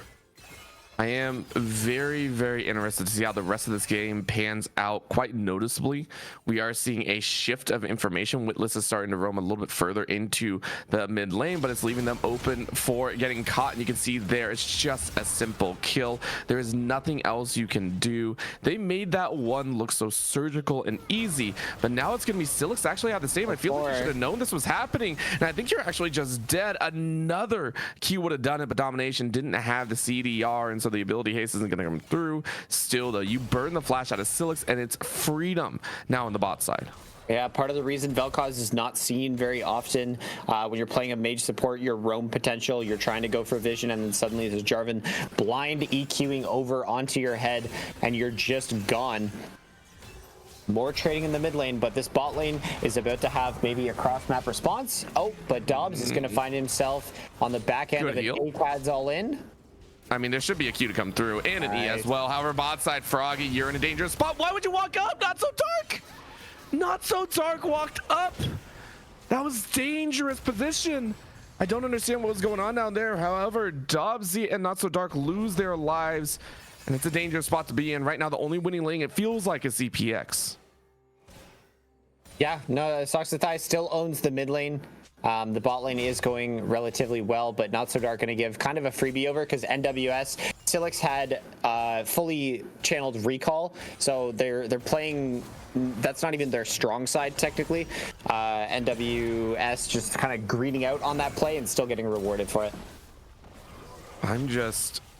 I don't know if that's the right thing to play for. Right now, Silix, though, is going to get a lot of damage down onto them. And the fact there's a pinch on the other side means that this will be death. At least the carries are getting some value. Socks the Thigh is going to find their own a W to deny any further damage. And that will be the cleanup. Bottom side is now seeing a sway once again back in the favor of CPX, thanks to Socks and Thighs specifically. Yeah, teleport burned, bails out the mid lane, and uses that engineered putting a 0 on the back foot that we talked about. Domination giving isolation once again. Has to burn both thumbs to get out of that one, but it's like we need to understand what the Kha'Zix is doing. Do not give the champion isolation because he does crazy damage later. He does not do damage right now if he doesn't have the isolation on that target. Aegis, every time we pan top lane, Aegis is doing so well for himself. Under Sky. Yeah, this is. Oh, sorry, Eclipse. Yeah, I know the items. Yeah, don't worry, I do too. I promise I didn't call one wrong earlier. But it's just like, I don't know. This is like a fundamental level of I'm not remembering what Kha'Zix does. It feels like that is because it's like. I understand you don't want to split, but at the same time, you can't give it over. Either way, Froggy is now 2-0-0 and feels pretty dang good about it. We are still waiting for another explosive opening here as a second dragon, this Hex Tech dragon, will be coming down, and it looks like Nation is going to try and pick it up, mostly because NWS were able to collect the first grubs as well. So having the benefit of gathering both means that it's a little bit of a scattered chance. Nation is going to try and take this dragon very neatly, and then maybe look towards that top side, deny all 6. But it is only going to be 1. You're happily going to take that 1 and then walk your way top. Invade though from Froggy, as he's more just looking to be a giant pain in the butt. Yeah, eyes on Froggy right now. He's occupying the top side jungle. Nation is trying to move over, but once Aegis is able to establish presence up there in the top lane, he is extremely strong as that Renekton. Iceborne Gauntlet is completed for Dobbs, so maybe this is a winnable fight. They brought more members on the side of CPX to try and dissuade this 6 scrub take. But Kha'Zix can try and actually go for a steal. He might be able to get 1, and that would be really good. Or he's actually just settling for 3 camps. Look at the CS differential on top lane and jungle in this game. Absolutely insane. And then CPX absolutely still owning that mid lane. Yeah, that's the other side of it. Is I'm not going to lie, the value that I'm looking at mid to late from just a champion standpoint, I think Socks the Thighs is going to have a great time here, because you look down the line, there's no one that's a true tank on the side of NWS. You look down the line, no one's really like, I am the big front running carry or anything like that, or the front liner of the team fight. these are all great squishies for Sox to jump on. So as long as you have a CS lead and you're getting items, I think you're pretty happy. I do agree though that there are some dangers, Froggy and ACADS. If you get a single lockdown, if you find someone, you are going to kind of just punch through, and it's gonna be real nice. I'd also like to point out Dobsy actually didn't go for that Rod of Aegis into the blades. Went straight for the Iceborne Gauntlets and just like, I need safety. You're absolutely right. I like what Sox is doing in this game, using his mid lane advantage that he's obtained 1v1 to sort of buy in his bot lane back into the game with that TP, the second grub spawn with that 4-man move. So really nice that we're seeing that from the mid laner. Wonder what's going to happen come playoffs, because the APL have so many talented mid laners. Is Sox going to be able to stand up to the likes of the other, as we're seeing, speaking of mid lane, make it volatile. Oh, that's going to feel really bad if you're the bot lane of NWS. Oh no! Oh, no. DEFCON!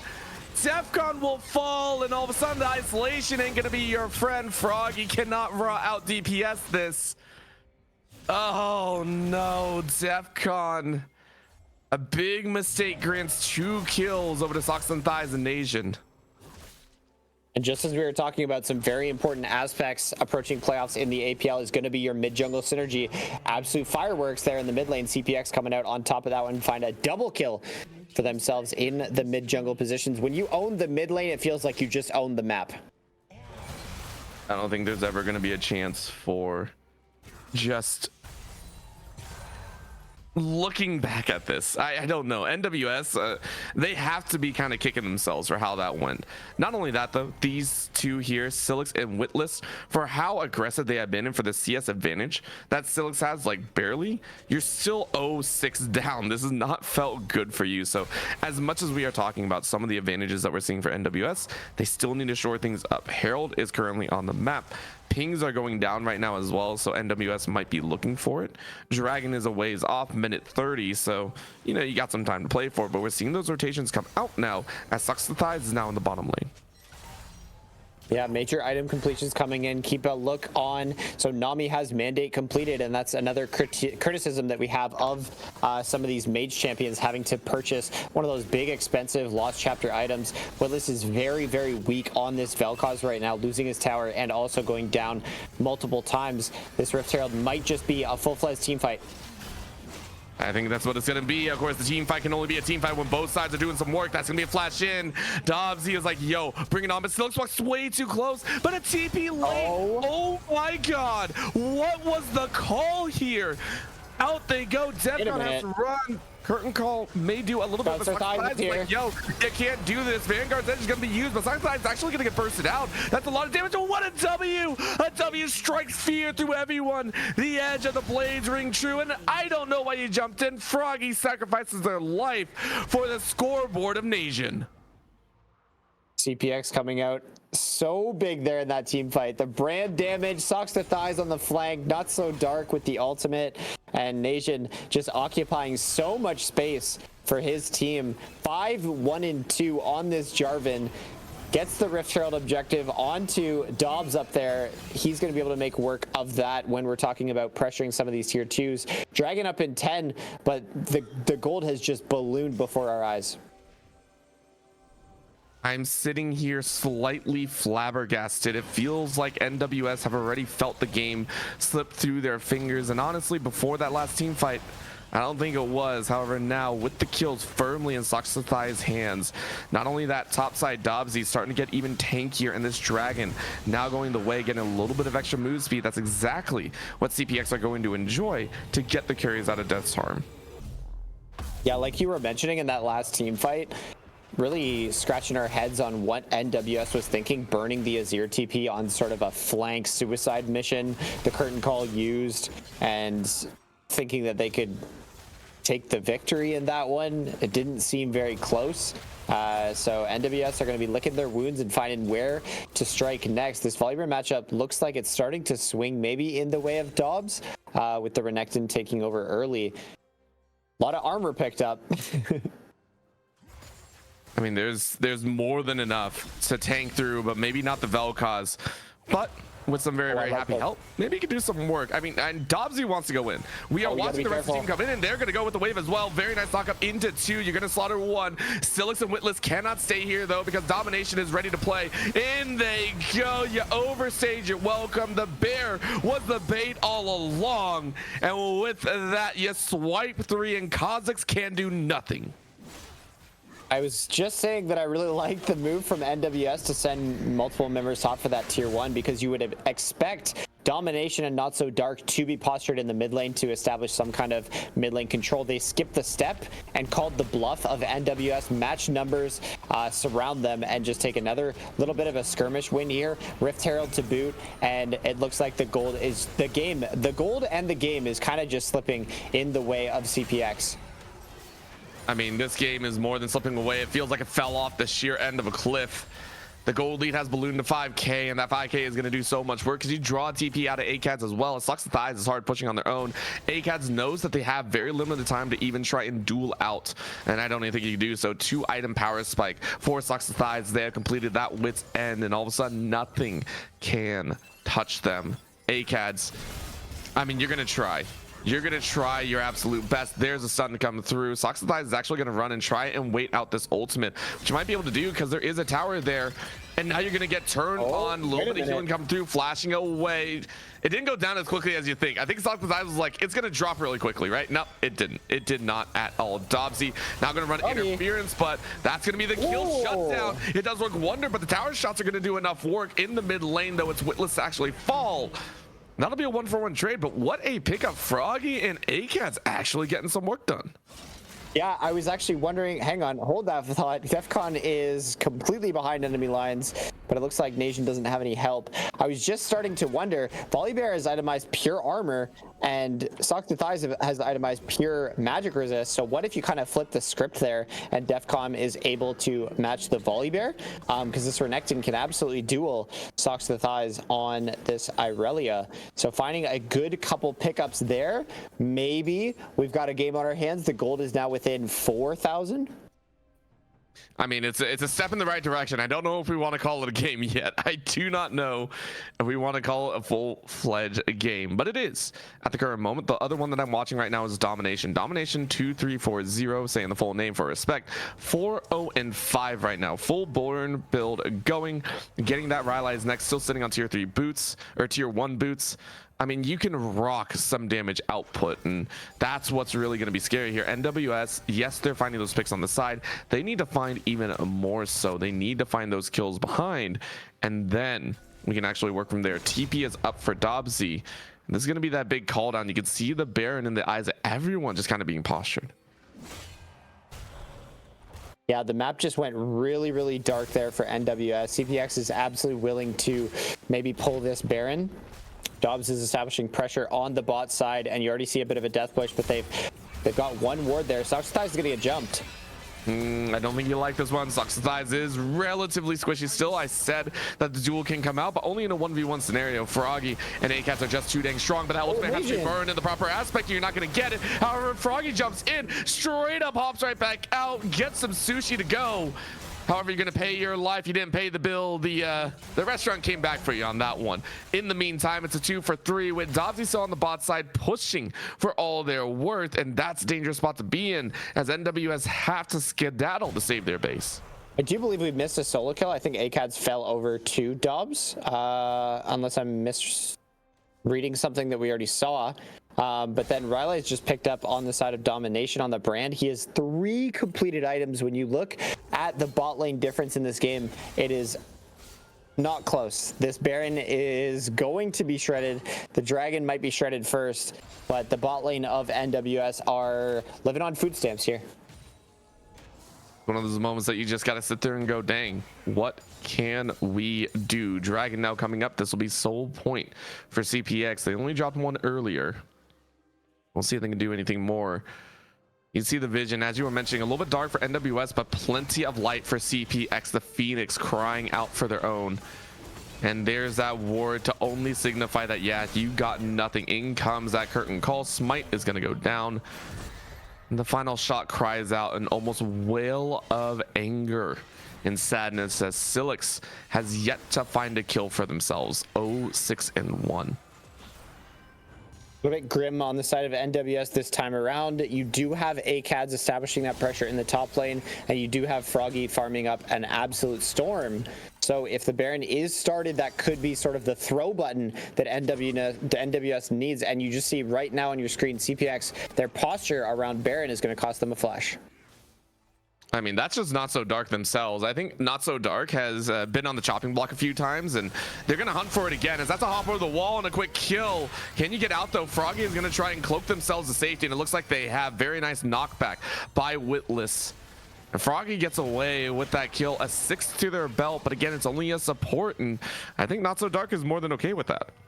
Really too bad that the curtain call was kind of wasted over on that dragon spot, because opening up right there would have been lights out for Socks to Thighs as well. More noodle fights in the top lane, exchange of cooldowns. Witlist is absolutely caught though.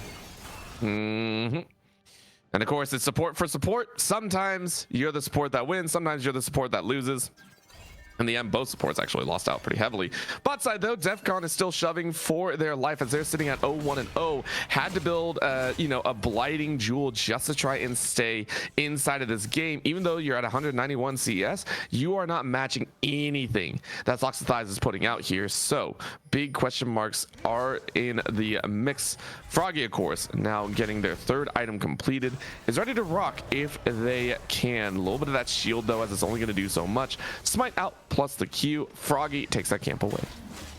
Yeah, my eyes are on DEFCON in some of these fights because the Azir Wall can provide a lot of protection to disrupt the all-in coming from Nation and Socks to Thighs. Aurelia doesn't have too many extra ways to get into a fight. If a good Azir Wall is placed, that means suddenly Silix and Widless can breathe, and then it's on Froggy to kind of try to take down some of the squishier members for the side of CPX.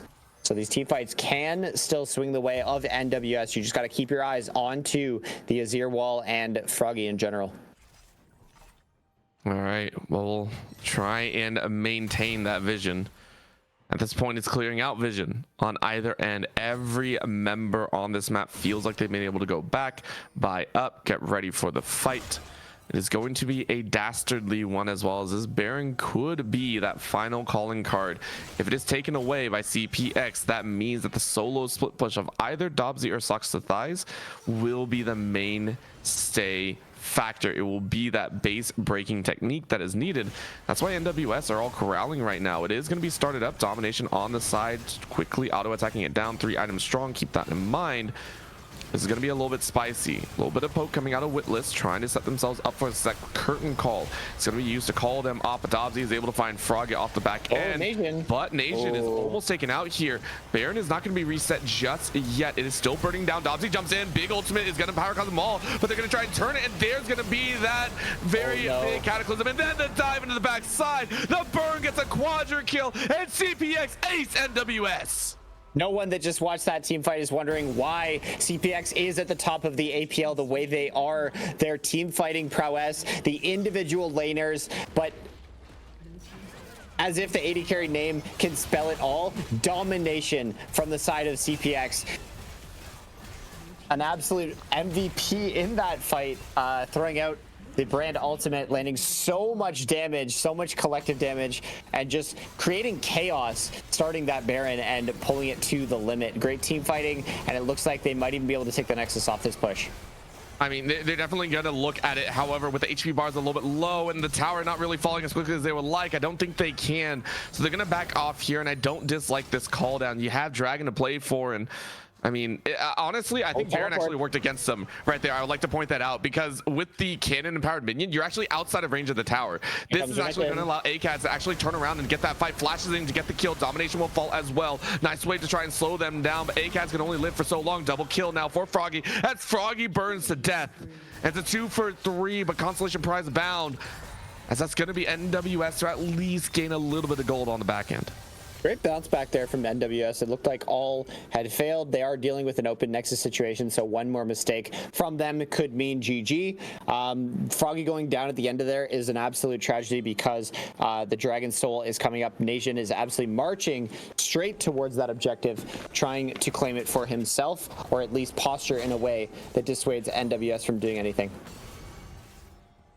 Let's see if this goes over. All of a sudden, CPX gets the freedom to run down anyone that they so wish. Defcon trying to poke them off, and honestly, it's peanut damage. Let's be honest, Defcon has no damage in their back pocket. Nashor's Tooth is great, but I don't think Void Staff is like a second item. It is literally the bargain bin that they had to dive into, and this is going to be that curtain call used once again. Nation is going to be chunked out here, running away to that corner. You're just kind of waiting and hoping. TP now to come in here, as that'll be socks to thighs, and I don't think you can do anything. Ain't no chance in the world that you're going to steal this one away. That will be Cloud Soul going the way of CPX. Oh, that's a lot of move socks speed. to thighs. Nah, not going to happen. I was thinking Not So Dark was just going to wave on top of that. Looks like they're still posturing, trying to get a side lane pushed, or maybe what a trying to go catch. for Felix. What a catch on the back end. There's going to be the shot to try and keep them all safe, but unfortunately the death is the next answer. Yes, you're going to burn down one, but the rest of the team is here. That'll be the Prince to go ahead and follow. Actually, the Emperor that loses their life and their groove. This will be a problem to be had as CPX are ready to decimate the rest of the base. Nexus is open, but they want to take it all. They're going to kill Aegis, who has been a thorn in the side of just about everyone so far. And at this point, it's just running interference, but take a look at where Domination is. Domination just like, yo, I am closing this game out. I do not care if you're going to do anything. ACADS, the lone member surviving. The Sands may love you, but this game does not.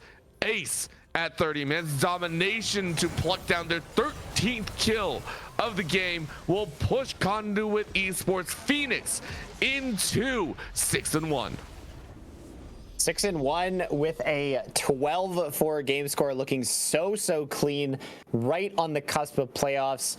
They were definitely tested in game number 1 in the early game, but you just see where the clean macro and decision making shows through. The team fighting, it's just so crisp. It is good when they're given the opportunity to do so. Honestly, the early game's still a little bit of a mess, but this time around, much more in control. And let's give a shout out to that brand pickup. You go ahead and say, hey, I got to play something. Domination, 32.3 thousand damage. Yeah, the AoE team fighting, CPX showing it doesn't matter where you put it, just bring it into the game. Some good flex picks options. I really like Jarvan throughout the series, to be honest. It just gives so much decisiveness to the team that wants it.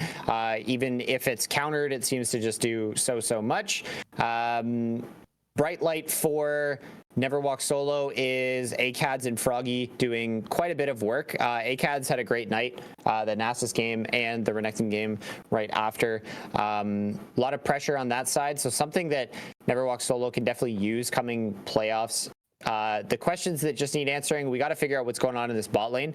This Vel'Koz pick, while you do see some damage on your screen, it's just not doing what Neverwalk solo needs to do on the map. It's causing inaction in the bot side, which if you're going to be inactive, these other teams in the APL are just going to run right through you.